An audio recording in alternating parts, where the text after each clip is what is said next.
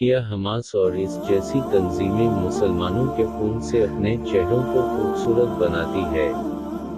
Video को आखिर तक जरूर देखिए। ये राफजी एजेंट हमास की कार्रवाई का नतीजा है कि इसराइली अवाम पर एक रॉकेट फेंक दिया तो इसराइल ने उसी का बहाना बनाकर अपने जदीद हथियारों से पलक झपकते ही सैकड़ों फलस्तीनियों को मौत की नींद सुला दिया। सवाल फिर वही है कि हमास के रॉकेट फेंकने की वजह क्या है?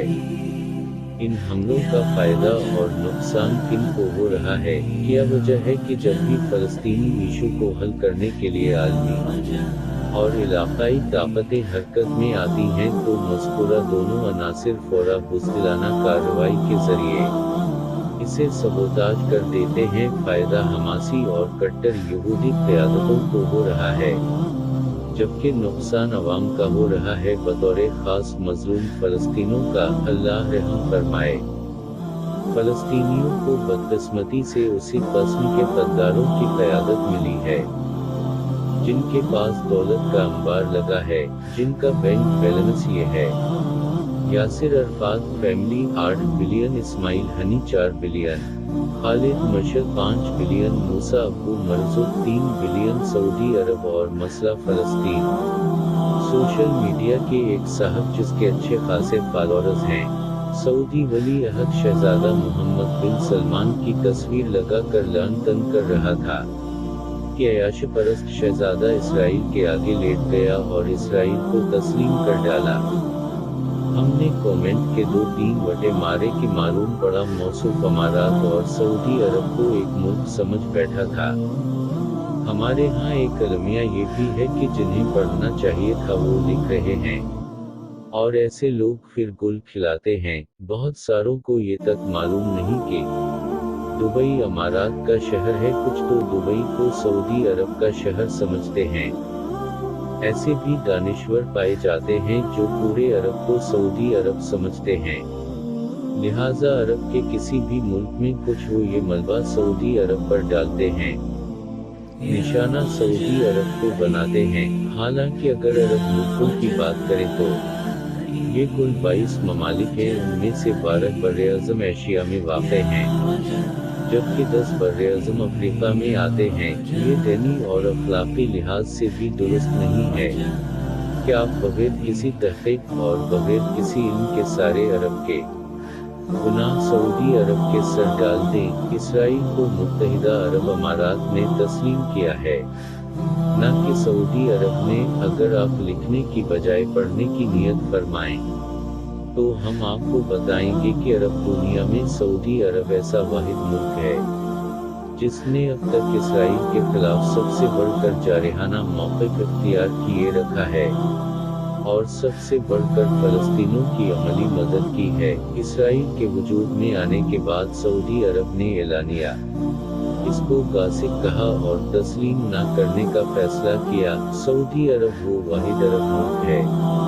जिसके बादशाह किंग फैसल ने कहा था कि अगर पूरी अरब दुनिया भी इसराइल को तस्लीम करे तो सऊदी अरब तस्लीम नहीं करेगा। 1948 की अरब इसराइल जंग में सऊदी अरब के पास मौजूद टूटी-फूटी बंदूकें और हथियार देकर मलिक अब्दुलअजीज मरहूम ने अपनी कौम के घबरू जवानों और फौजी सिपाहियों को लड़ने के लिए मुहाज पर भेज दिया था। 1956 की जंग में सऊदी अरब ने बरतानिया, फ्रांस और मगरिबी ताकतों को तेल बंद कर दिया। जब इन कुव्वतों ने सऊदी अरब को धमकी दी कि सऊदी अरब को पत्थर के ज़माने में फेंक देंगे, तो मलिक फैसल ने तारीखी जुमला कहा था कि मुझे तुम्हारी उन धमकियों की परवाह नहीं। मेरे आबाओ अजदाद सहरा में रहते थे, उनका गुजर बसर ऊँटों के दूध पर होता था। अगर मुझे भी फ़लस्तीन की खातिर ये कुर्बानी देनी पड़ी तो हम ये कुर्बानी देंगे। इज्जत और शर्फ के साथ खूब भी गवारा है। इस जंग में सऊदी अरब अपने अफराद और माल के साथ शामिल रहा। मगरिबी ताकतों को तेल बंद करने से सऊदी अरब को $350 मिलियन का मुआशी नुकसान हुआ। उस जंग में सऊदी अरब ने इसराइल के खिलाफ हमलों के लिए अपनी सरजमीन पेश की। 20 लड़ाका तैयारे दिए, कई शहजादे जिनमें मलिक सलमान और मलिक फहद शामिल थे। उस जंग में नफसा नफीस शरीक हुए। 1967 की अरब इसराइल जंग में भी सऊदी अरब अपने तमाम वसाइल के साथ शरीक हुआ। सऊदी फौज के ऑफिसर और जवान इस जंग में शहीद हुए। उनमें सऊदी लेफ्टिनेंट राशिद बिन आमिर अल-गुफैली का भी नाम आता है, जिसने दाग शुजात देते हुए दर्जनों इसराइलियों को मारा और शहीद हुआ। 1973 की जंग में सऊदी अरब की 3000 फौज ने हिस्सा लिया।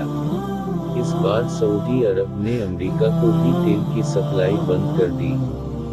अमरीकी वजीर खारिजा भागते हुए सऊदी अरब पहुंचा कि हमें दीगर मगरिबी ममालिक से इस्तिस्ना दें, लेकिन सऊदी अरब ने मानने से इनकार कर दिया। अगर सऊदी अरब के सियासी किरदार की बात करें तो सऊदी अरब ने अक़वाम मुत्तहिदा समेत हर फोरम पर मसला फ़लस्तीन को उठाया।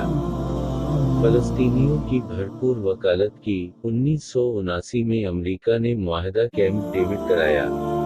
मिस्र ने इसराइल को तस्लीम किया, तब सऊदी अरब ने मिस्र से सिफारती ताल्लुकात ख़त्म किए और 8 साल तक मिस्र के साथ सिफारती ताल्लुकात मुनक़ते रखे।